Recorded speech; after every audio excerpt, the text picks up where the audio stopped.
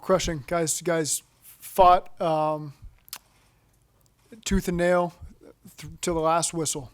And for that not to go in our favor kills those guys in the locker room because felt like we could win this game.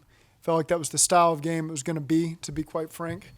And that's how it turned out. And we knew at the end of the day it was going to turn out into the turnover battle, and we lost 2-1. And that's really been the story of the year. We have yet to win a turnover battle. We were leading at halftime, and we didn't get it done in the second half. And it's killer. It's you can't win games in this league doing that. And so ultimately that's what got us. So that's where we're at. How much concern is there over Ryan Finley's pocket presence? We've seen a lot of fumbles now and strips and things like that. Is that an issue with him?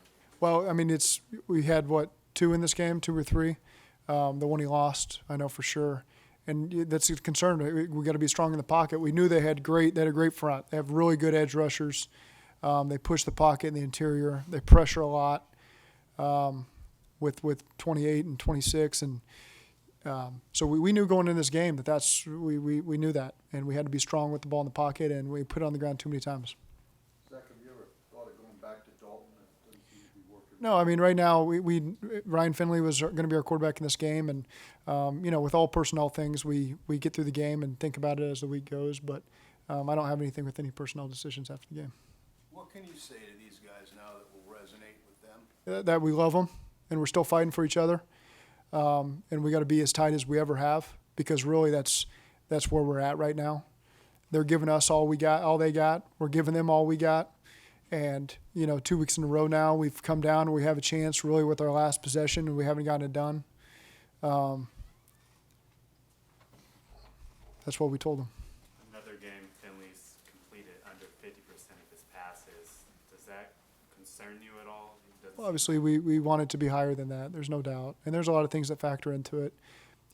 This wasn't a game we wanted to live with the pass. We wanted to get as many runs off as possible. And I think at the end of the day, when you look at where they came up, it was the passes were mostly in known passing situations. We called a lot of runs, on 1st and 10 and second manageable. And that's the kind of game we wanted to play. And we knew it was going to come down to the end of the game, and we knew it was going to come down to the turnover battle. And if we'd won this turnover battle, I feel confident that we would have won the game. But we didn't, and that's just how it ended up for us. The second to last drive, you start on your 7. You come out in 3 straight plays with essentially 5 wides where the running back goes out. I mean, were you thinking that you needed to be throwing the ball on that, or was you have a different philosophy there than you had previously in the game? No, we needed to get out of there, and then we were going to have the runs at our disposal, but.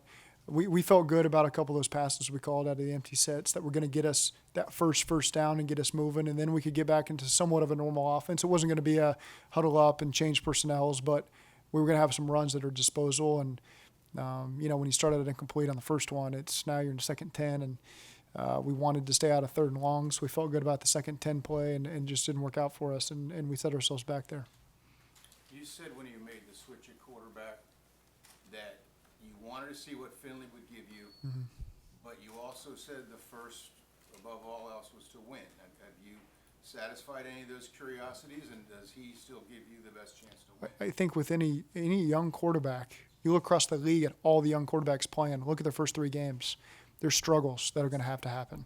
And so, it's obviously we always have to look at all of our personnel, but you also got to understand at the same time there's some challenges there. We're down 2 starting receivers right now, and that's hard for a rookie quarterback. And those other guys are playing their tails off, but we got to give him a chance. And so, that's where we're at right now. And I think if you pulled every rookie quarterback after the first 3 games, then there's no future of quarterback in this league because they're all on the bench. And so you just have to have that understanding as we go through it. In hindsight, can you look back in the last couple of weeks and say maybe we went to Finley a little too early, maybe we should have stayed with Andy for a few more weeks? Well, I think there's a lot of things in hindsight you can look at that have happened over the course of the season, but you got to be confident with the decisions you're making and move forward. How many more games do we need to see out of Finley before you feel good about the evaluation? I think with any quarterback, it's you'd like to see 50. And so we're just going to keep taking it 1 week at a time right now. And, you want to see as many games as you can possibly get. Again, I go back to the statement. If you evaluated every rookie quarterback after 3 games, then there'd be no quarterbacks playing right now. It'd be a bunch of old guys like Matt Moore out there, who's 38 years old, picking up off the streets. So that's where we'd be with the quarterback position. Given what happened with Andy, is there any would you be able to go back to Andy if that was needed?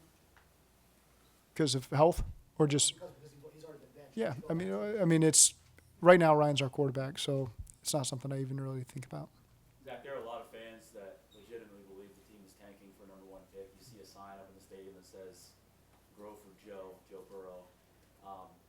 Forget being a head coach, just being a coach in general, your years coaching. Have you experienced a season as unique as this where it feels like things have gone the way they went?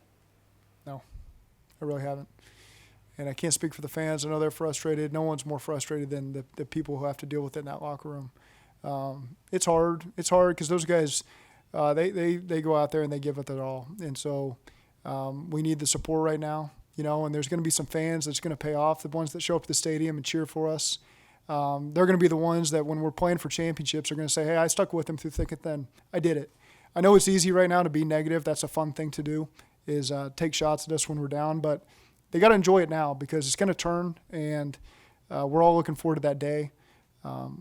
Trust me, I understand the frustration. I don't blame anybody. We got to win games, and we got to show a good product on the field. But I continue to believe in the guys that we got, that we're going to get things turned around and get things headed in a positive direction.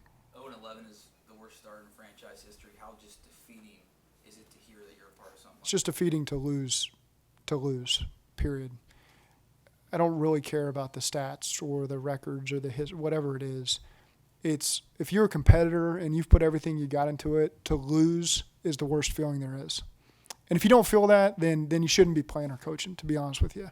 The moment that feeling goes away, then you need to find something else to do. But that feeling hasn't gone away for us.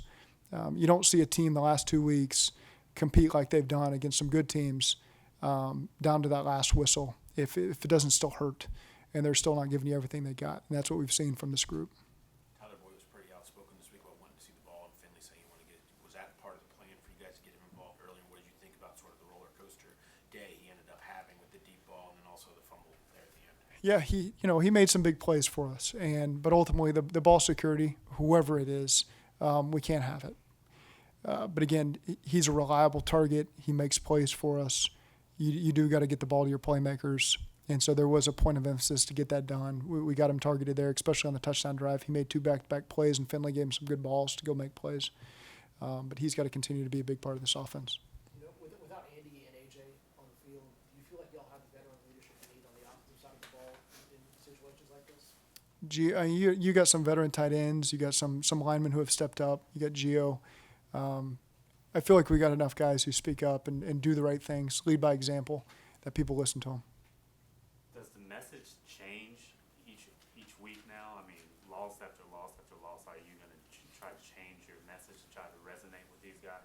Or? When our message is specific to the week, every single week. We're going to keep preaching the things that we believe in, knowing that we're building a foundation for something better. We expected more wins. They haven't come. But we're not going to change what our identity is, who we are, just because we face some adversity. We'll get through it, and all the things we've been preaching since April will come true. And the guys who are committed to this organization the way we want to do them, then there's a payoff ahead for everybody. There's better things to come, and I know right now they're not visible on the field necessarily, but we believe that we'll get there. Do you get frustrated having to be the only voice to answer questions that maybe you shouldn't have to answer, whether it be fans, personnel? Does that frustrate you? No, not at all. I speak every day with everybody in the building, and we're all on the same page.